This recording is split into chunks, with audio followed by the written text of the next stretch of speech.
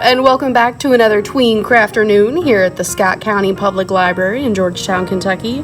I am Miss Kelly, your disembodied voice for today, and I shall be showing you how to make your own super easy DIY pencil pouch, that is. It opens up like that. You just slide your utensils, or writing utensils, that is, down in there, and it folds up. So, super easy, I promise. This won't take very long. Now, if you come in and grab one of the take and makes, it is going to look something a little like this. When you open it up, you have got everything you need. Here are some instructions. I'm going to walk you through it right now. You've got a piece of felt, a template that you shall need, and in the little baggie, there are 3 buttons. You only need 2, but if you're anything like me, you might drop one, and if you don't have 2, you're gonna be out of luck. So I gave you 3 just in case.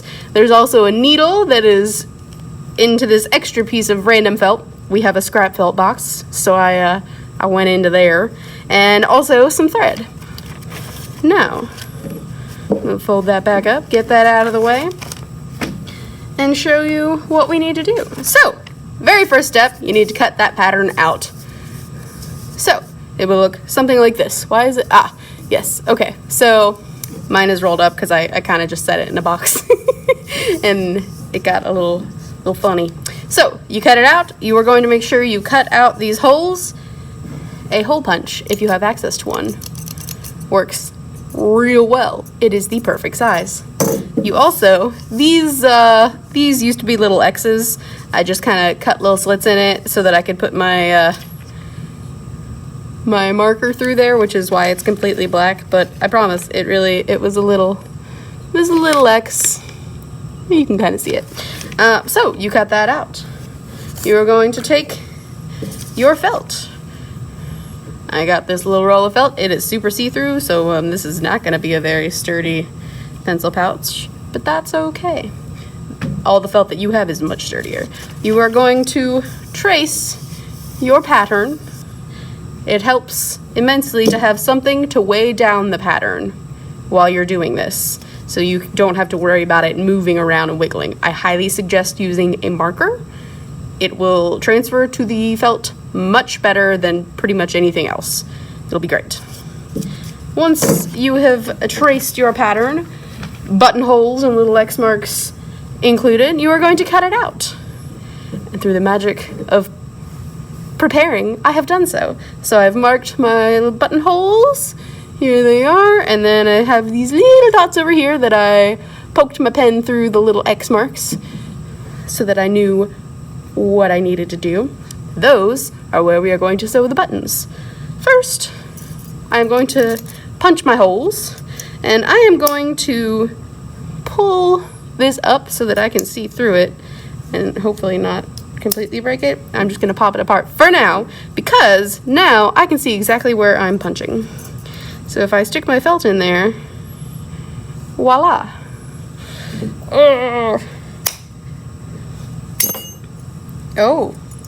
Oh my goodness.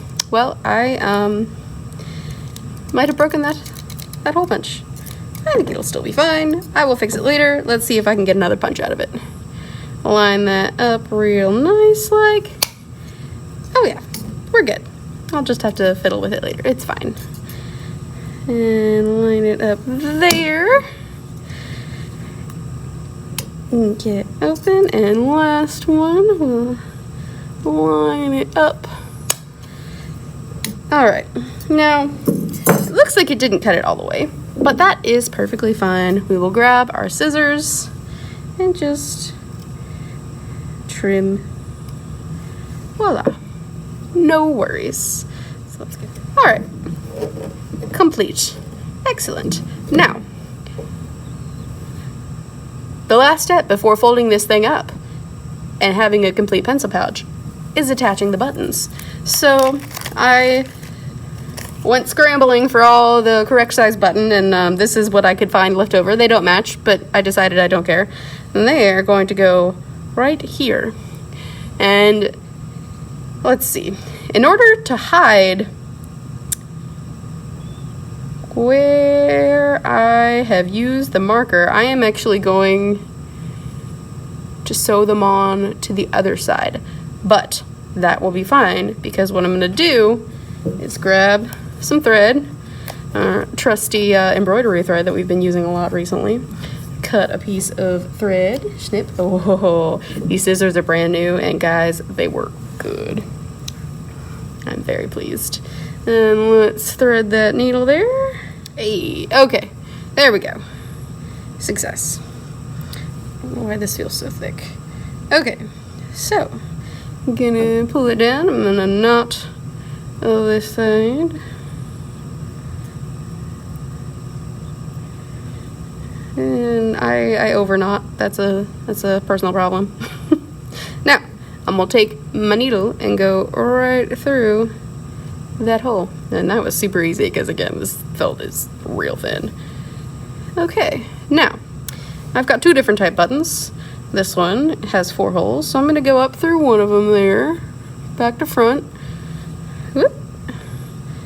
And pull that down. Now I kind of want to make sure that it really stays centered, so I'm gonna do that, and then I'm gonna go through the buttonhole diagonal to the one I came up through and do that. Now I'm gonna go kind of feel, and I'm gonna come up through a buttonhole I haven't gotten yet, and then I'm gonna go through the last hole.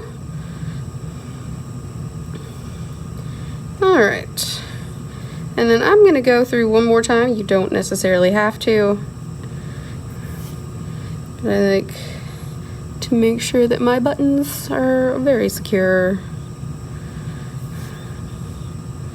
All right, do that. Now, we're going to take our needle is on the back side of our project.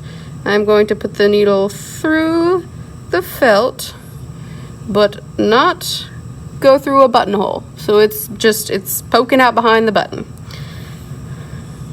All right, now I'm gonna wrap it around the button a couple times, and I'm going to push my needle through the wraps and back down through the back of there. Now I'm gonna tie it off using our rapidy slip. Come on, you can do it. Kelly, you can do it. And hold it down and pull technique. I did not pull that far enough. It's okay, let's do that again. Let's see if we can get it down where it really belongs.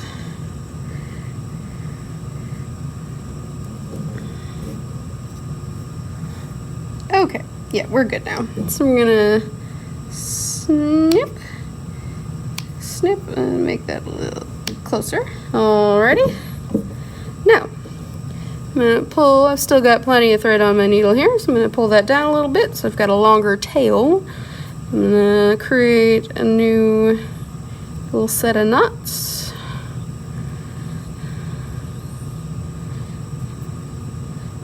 All right, now I'm gonna do the same thing here. I'm gonna put it up. For this 2-hole button, in order to try and keep it centered, I'm going to put my needle just to the left of this dot here,